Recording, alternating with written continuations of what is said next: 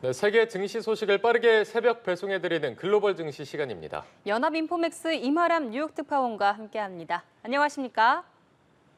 네, 안녕하십니까. 네, 자 오늘 뉴욕 증시 마감 소식부터 전해주시죠. 네, 오늘 미국 현지 시간으로 7월 3일인데요. 내일은 미국의 독립기념일입니다. 내일 뉴욕 증시가 독립기념일로 인해서 휴장을 하기 때문에 오늘도 일찍 문을 닫았습니다. 뉴욕 증시는 오늘 오후 1시에 조기 폐장을 하면서 평소보다 일찍 문을 닫았는데요.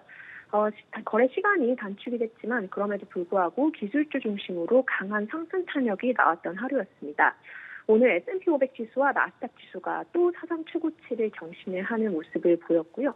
기술주 중심으로 주가가 강하게 상승 압력을 보여줬습니다.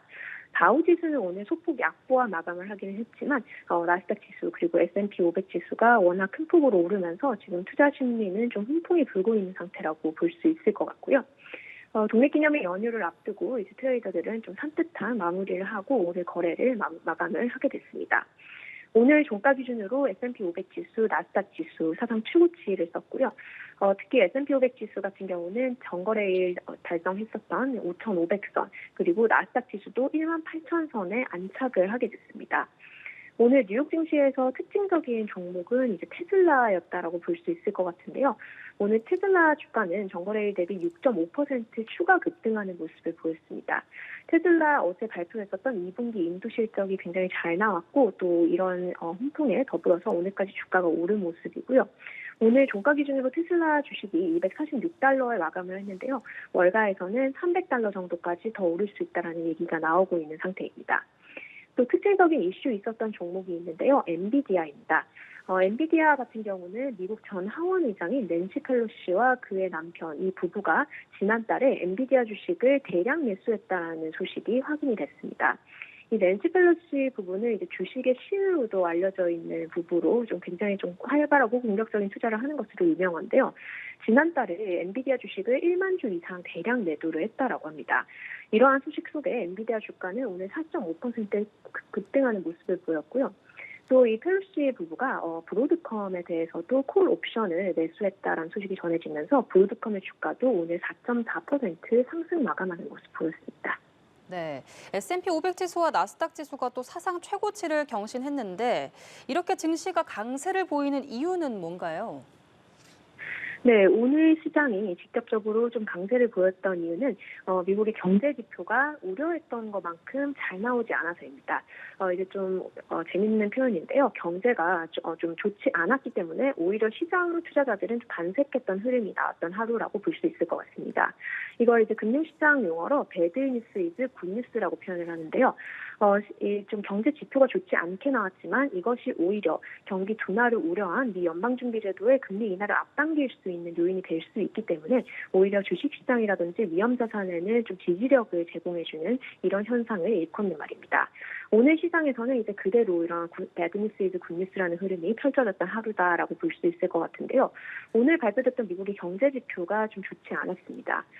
우선 미국의 서비스업의 업황을 드러내는 미 공급관리협회의 서비스업 구매관리자 지수 PMI 지표가 발표가 됐는데요.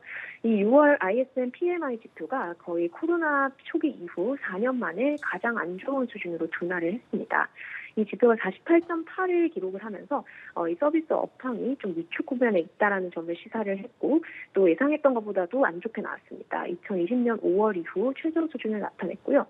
이렇게 지금 서비스 업계가 좀 이렇게 둔화하고 있다라는 점은 오히려 금리 인하를 앞당기는 요인으로 거론이 되면서 심리를 크게 좀 개선시켰다라고 볼 수 있을 것 같습니다.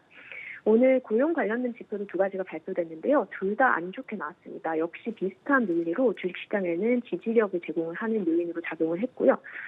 ADP 민간 전미고용보고서에 따르면 이 고용이 전달보다 15만 명 증가한 데 그치면서 월가 예상치를 하회했고요. 뿐만 아니라 한 주 동안 신규 실업보험 청구한 사람의 숫자도 늘어나면서 고용시장이 약간 둔화하고 있다라는 우려감이 증시에는 오히려 환호하는 요인으로 작용이 됐습니다. 현재 금융시장은 올해 9월에 연준이 금리를 인하할 가능성을 더욱 높이 반영하고 있는 상태입니다. 네, 이제 앞으로가 더 좀 궁금한데 증시 전망과 관련해서 월가 소식 나온 게 있습니까? 네, 오늘 좀 놀라운 소식이 하나 있는데요. 지금 시장에서 특히 이제 월가에서 좀 올해 전망을 가장 안 좋게 보던 사람이 월가 최대 투자은행 JP모건의 수석 전략가였습니다.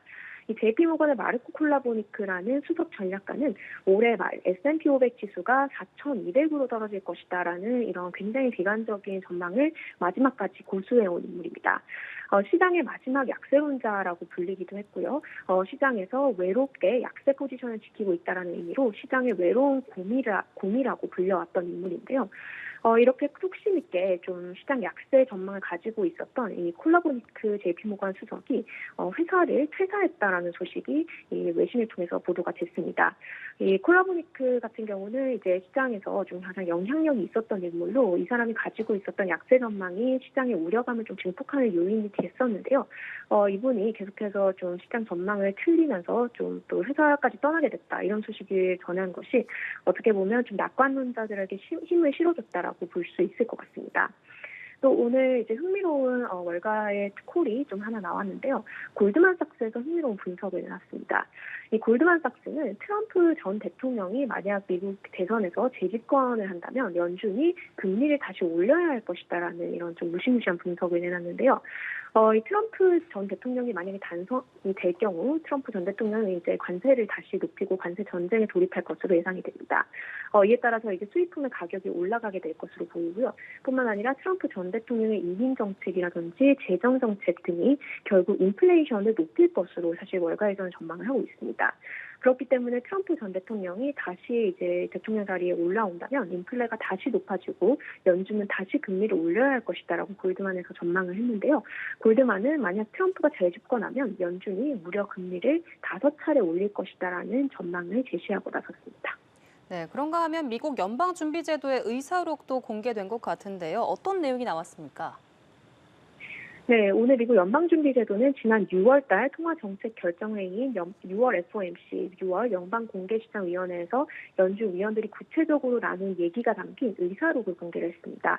이 6월 FOMC에서 미국 연준은 기존에 올해 3차례 금리 인하를 예상했던 점도표에서 금리를 올해 한 번만 내리겠다는 식으로 이제 점도표 중간값을 수정을 했었는데요. 지금 이 점도표, 의사록상에서 확인된 점은 연준 위원들이 아직까지는 금리 인하에 대한 준비가 되지 않았다라는 점이 확인이 됐습니다. 연준 위원들은 6월 FOMC에서 자신감이 더 강해지기 전까지는 금리 인하 준비되지 않았다라는 점에 전반적인 공감대를 잃었고요. 뿐만 아니라 인플레가 올바른 방향으로 움직이고는 있지만 금리를 인하시킬 정도는 아니다라고 주장을 했습니다. 또 금리 인하를 굳이 연준 입장에서 서두를 필요가 없다라는 공감대가 연준 내에서 이제 좀 퍼져 있는 것으로 보이는데요. 약간 아직까지는 이제 인플레의 흐름이라든지 경제 추이를 관망하자라는 의견이 연준 내에서 대세인 것으로 보입니다. 오늘 FOMC 의사록을 보면 연준은 7월 말 열리는 FOMC에서는 금리를 내리지 않을 것으로 이제 시사가 되고 있는 상태입니다. 오늘 FOMC 의사록 같은 경우는 미국 증시가 폐장한 이후인 오후 2시에 나왔습니다. 이에 따라서 좀 시장 영향은 제한됐다라고 볼 수 있을 것 같습니다. 네, 글로벌 증시 상황 알아봤습니다. 연합인포맥스 이마람 뉴욕 특파원과 함께했습니다.